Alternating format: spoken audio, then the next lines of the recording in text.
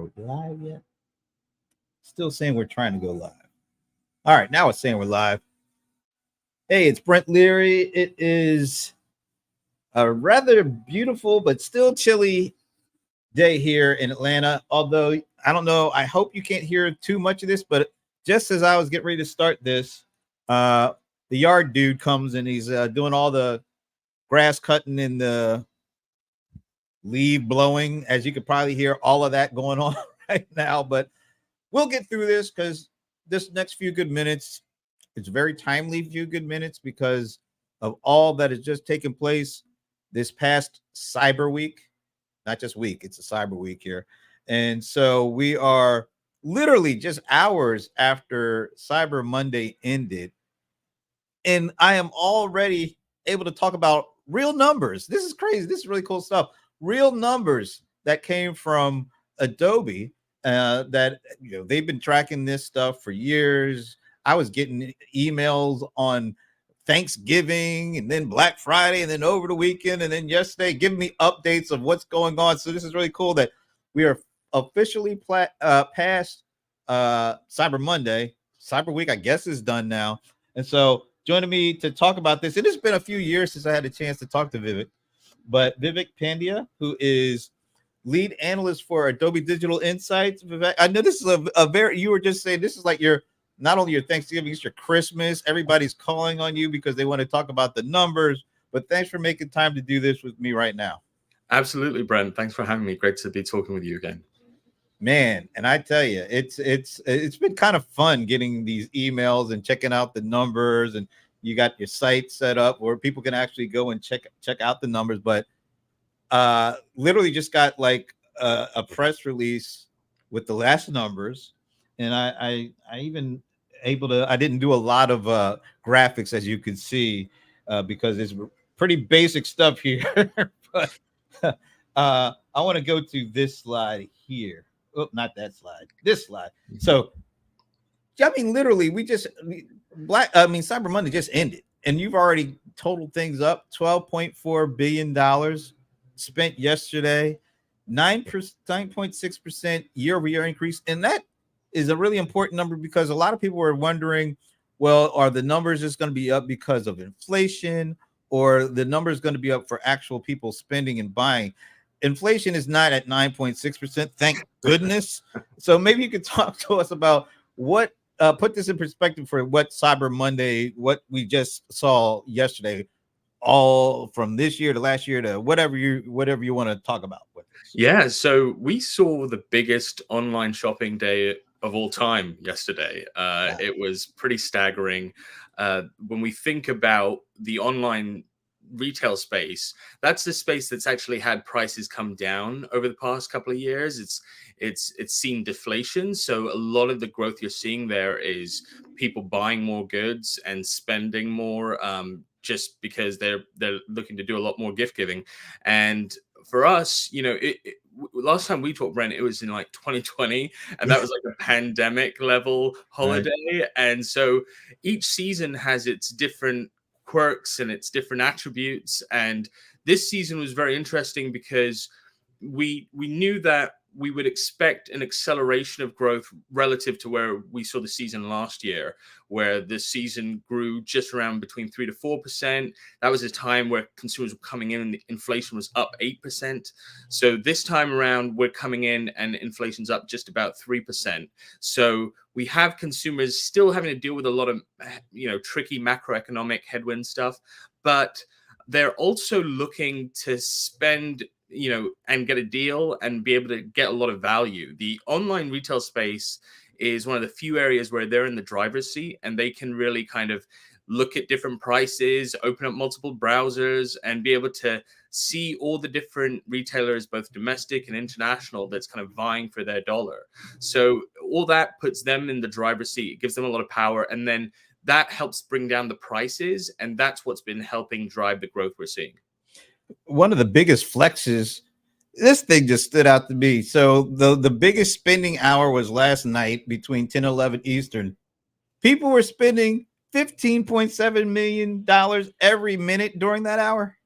That's exactly right. And it's very much we were just talking about discounts a second ago. There's this perception of discounts, and consumers are being given discounts in early October, late October, early November, and they're all kind of being branded as Black Friday deals. But the consumer definitely believes they're getting the best absolute price on Black Friday, Cyber Monday, and these Thanksgiving, these marquee days. So we ended up seeing consumers, and we typically see this, is they're trying to do all their shopping get before these discounts weaken past Cyber Monday.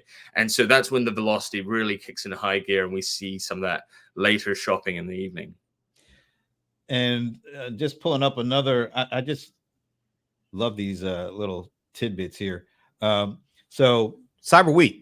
So that was just yesterday. So 12.4 billion just on Cyber Monday, but the whole week, which I think is what, like last Tuesday to this Monday, is that how that works? We do Thanksgiving to Cyber Monday. That's what we view as our Cyber Week. Yeah. $38 billion sold or bought, I guess, depending on how you look at it, in that span of time, up 7.8% year over year. So it seems like the crescendo was yesterday, but there was spending going along basically from Thanksgiving. Because I remember, seeing numbers from you guys. Like, wow, I remember like 5-10 years ago, people were just eating turkey and watching football on Thanksgiving. Now they're buying stuff, and they're usually buying stuff on their phones. That's exactly right, because Thanksgiving's when really the party kicked off because of this whole sort of online shopping bonanza. Because over like 5-6 years ago, you had consumers being like, okay, well, I'm going to do some, have my dinner and then maybe go to the shops and do some additional shopping, or get an early start, or that midnight Black Friday thing at the department stores. But ultimately, with the pandemic, we saw a lot of stores close on Thanksgiving, and a lot of stores continue to remain closed on Thanksgiving, and they did. So you end up with consumers recognizing that the stores are closed, but they still have some of that buying impulse. And that really pushes them to kind of look to their smartphones. They've spent their time with the family and eating, and then they pull out their smartphones, sometimes under the table, just kind of looking to see what deals are kicking off. And that's when we started to see that $5.5 billion. And that really kind of set the tone for what we'd see out of Black Friday and Cyber Monday. The other deal days that we've been looking at all through this year are like the Memorial Days, the Labor Days, and 4th of July. That all those types of days would start to see spend kind of get softer in the run up to the sales days, and then really pop on the days themselves. So you saw the consumer being very strategic in trying to make the most out of these sales days and get more value, because given that they're still feeling inflation, the pinch of inflation and food prices, housing, and some of these areas, they understand they have a lot more agency in terms of how they can buy online. And so that's what they're really leveraging right now. And just to finish up, so the whole month of November, basically $109.3 billion in year over year, 7.3%. So you're seeing that 7% increase number a lot, and it kind of crescendoed with what took place on Cyber Monday. But what is the overall month? What is that telling you? So we definitely are looking at this month through the context of the season and we're expecting about $222 billion through the season. We did see a little bit of softer growth in the earlier days of November, a little bit later coming out of October. And so we're very cognizant that you're going to have some stable demand from consumers who are procrastinators or doing some of the later shopping. I'm one of those people sometimes. And so but you do potentially post Christmas and some of these off promotional days might see the discounts weaken. And when the discounts weaken, you might see consumers pull back a little bit. So I would say we've seen a lot of really good momentum, and a lot of it is in part because retailers came, ready to provide really competitive, strong discounts. They see an opportunity here to really win the consumer, meet the consumer where they are, because the consumer's being, provided a lot of these deals and offers. Now you can give them a really strong competitive deal, and that's going to cut into your margins a little bit. But once they're known to you and that you bring them into your marketplace ecosystem as a retailer, now you can try to unlock more lifetime value. You can get repeat purchases, you can get loyalty programs through them. All that can be possible if you can win that consumer at these moments.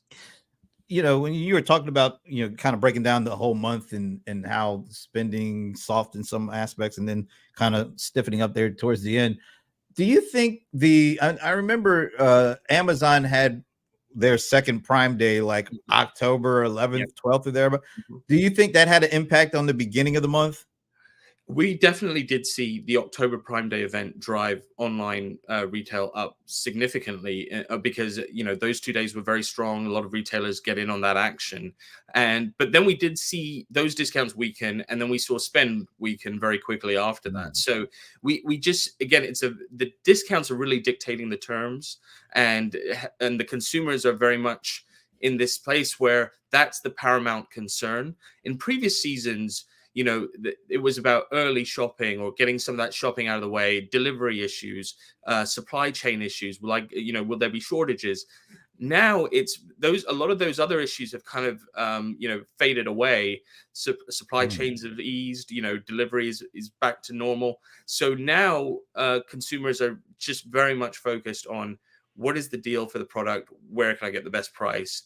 And ideally, then they can look at these other perks, like, can I do same day shipping or 2-day shipping, all that type of stuff. Another thing that seemed to be especially yesterday, buy now, pay later. To me, this is a really interesting and staggering number. Well, you actually put it in the press release, staggering. It is a staggering number, because here's my thinking. There's all this talk about recession. There's a lot of uncertainty still out there. A lot of people, we see some of the, big layoff numbers, yet and still consumer demand hasn't dropped at all. And it feels like what's potentially helping to prop it up is this idea of buy now, pay later. And it seems like that really hit big yesterday. It hit big yesterday. It's been hitting big, over the past couple of years. And this year it's really, taking on a new shape, and it is a sort of factor that's informing the growth that we look at on the top line. When the buy now, pay later sort of offer is provided to consumers when they're going through that payment gateway, some consumers are opting for it because they thought they would be spending $200 for that order. Now all of a sudden they're seeing $40 or $50, and they're saying break it up into interest-free installment payments. And they're saying, okay, yeah, that seems flexible and easy. I'll opt to do that. So you have some consumers leveraging it because it's just an easy part of way they can manage that financing. There's also consumers who are in a more financially strained place right now, and they have to then kind of lean on buy now, pay later, in order to just get the gift giving, get their budget together and support the gift giving this season. So those sorts of factors are driving the uptick we're seeing in buy now, pay later. And I think it's very indicative of just where many different consumers are at. Some consumers are in a place where, maybe they, own their home and they're seeing gas prices come down. So they have a bit more money so they can spend, and it's all good. And then you have other consumers who are feeling a lot of pricing pressure and inflation in multiple sectors. And then they want to try to do the gift giving this season. And so then they're having to lean on buy now, pay later to do that. The other piece to this puzzle, I'm going to circle back around to the deals part, because my suspicion is, maybe it's because I might be a little guilty of this, I don't know. I was drawn in by the big discounts, particularly on the electronic stuff. I mean, I was seeing stuff from Apple. I'm not used to seeing Apple discounting anything, but I actually went out and bought the new AirPods Pro from Best Buy because it was like 30% off or something like that. And I got a good trade-in value on top of that. So the discounts are, maybe it's this combination of buy now, pay later, and being able to finance stuff that you would have always liked to have got because you got a discount on top of it. Do you think this is like a almost sort of like a perfect storm? You get these great discounts on stuff that you never see discounted on top of the buy now, pay later.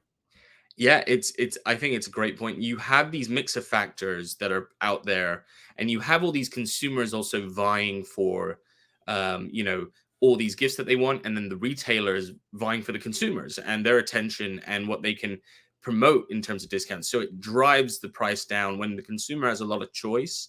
That helps push the prices down and get the prices really competitive.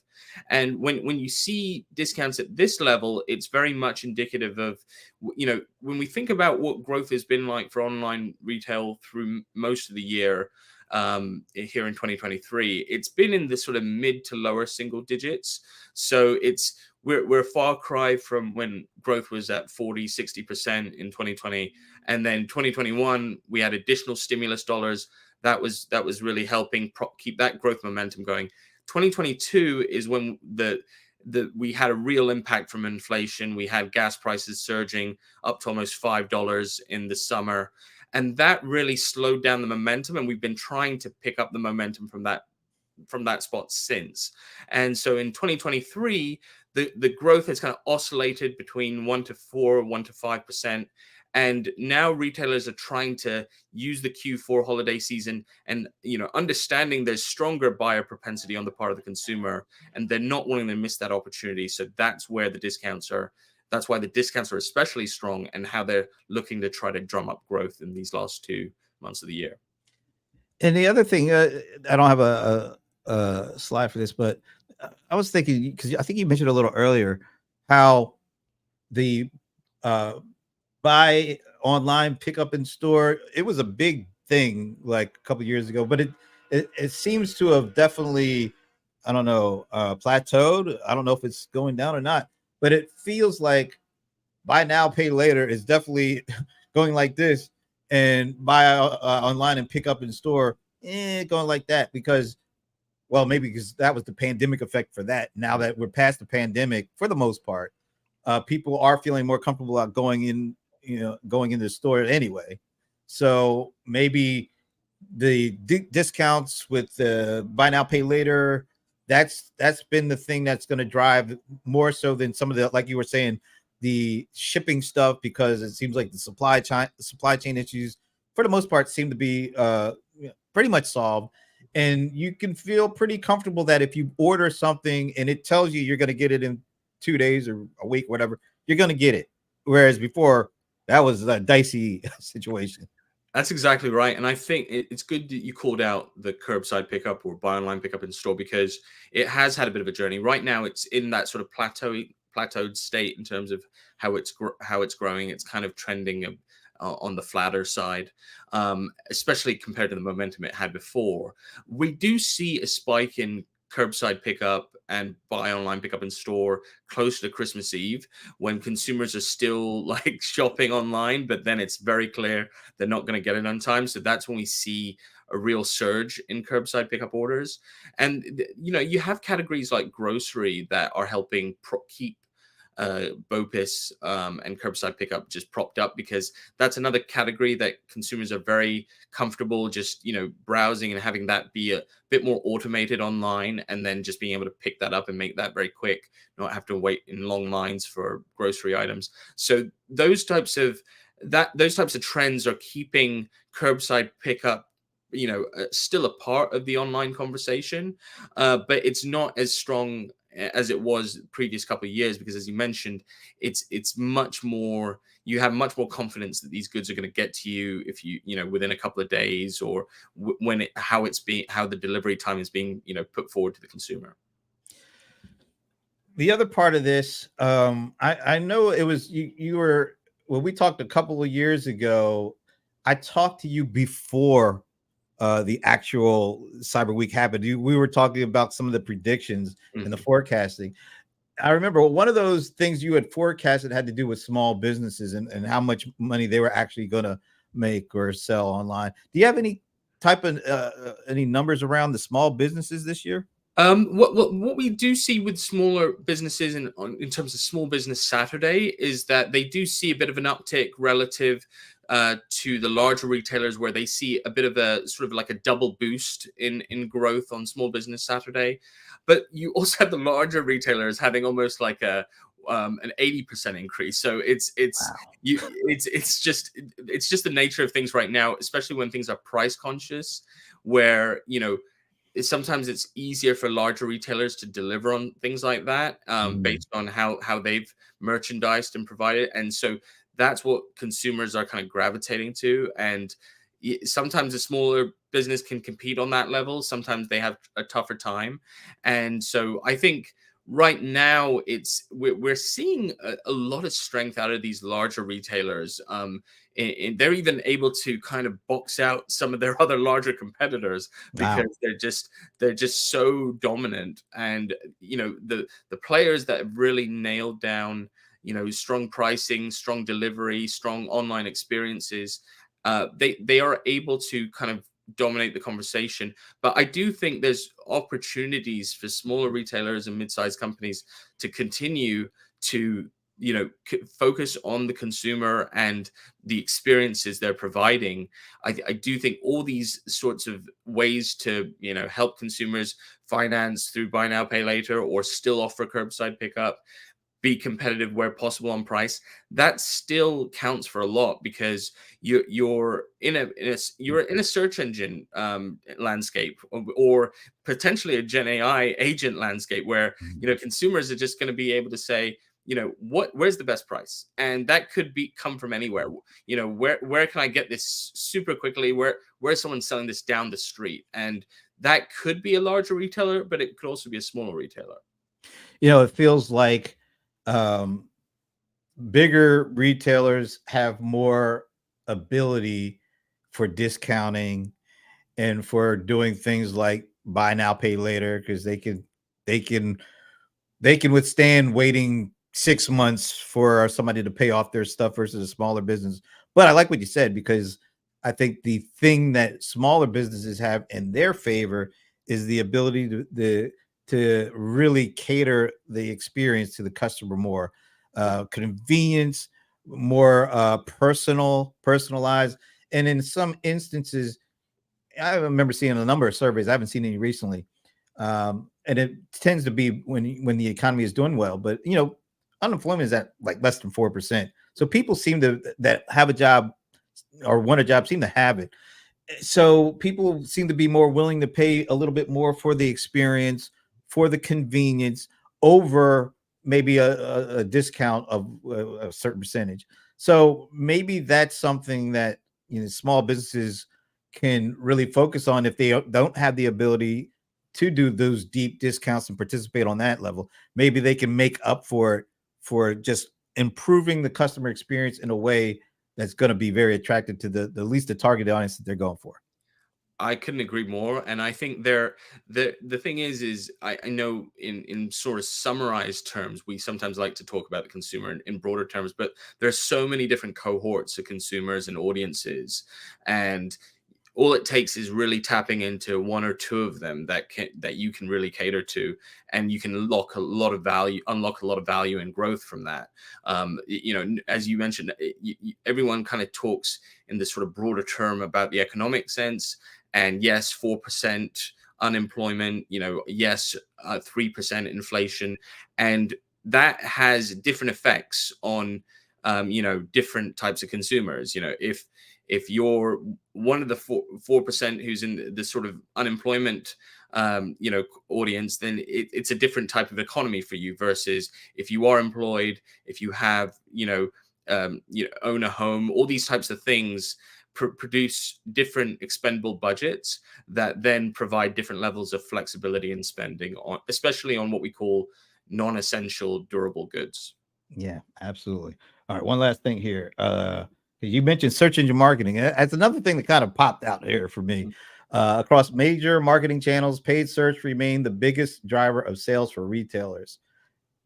But what caught me, and I brought it together here, is this revenue directly attributed to social media remain at less than 5% of total sales. It feels like if you don't know any better, you see all this focus on social media and influencers And you would think, well, they have to be driving a lot of sales, but apparently it's still the kind of the more traditional aspects of marketing are still, and because there was email marketing and there was all sorts of that were way higher than the 5% that social media is driving. So it feels like those traditional marketing tactics still are the ones that lead to actual sales. Well, I would say that I think you've really tapped into the prominence of paid search, and what I will say is it is truly paid search. I think the Mm. ads have completely taken over the search landscape. There's just no other way to describe what's happening there. And so you have to pay to play in the search space and drive that and get that impact of traffic and conversions there. I think on the social front, we do see consumers taking social influencers seriously. They do appreciate ideation from social media and like, oh, this is, this is a new deal on this product, or this retailer is offering this deal. But the key word there is directly attributed sometimes is Mm. it doesn't always kind of drive the traffic to the site and directly convert it as effectively at paid search. Sometimes they're able to convert a bit more on the social platform itself. Sometimes it's about the consumer now being aware of the deal or the retailer and then finding it through search. So because when they're in that social browsing mode, it's a little bit of a different intent sort of drive than when you're in the search phase and you're like, okay, I know I need to buy something. I'm looking, I'm browsing, versus when you're kind of getting pitched something as you're consuming content on social media across everything. That then in that space, because we do see things like TikTok having an uptick in the traffic that it sends to sites, and it's also doing a lot of work on its source to drive more store sales on their platforms and things like that. But what we ultimately see in all this is that the consumer is these channels that help facilitate its drive, those ones are really overperforming, and then with social media and some of these other display can be more influencing and helpful for ideation. Vivek, this has been such a cool conversation.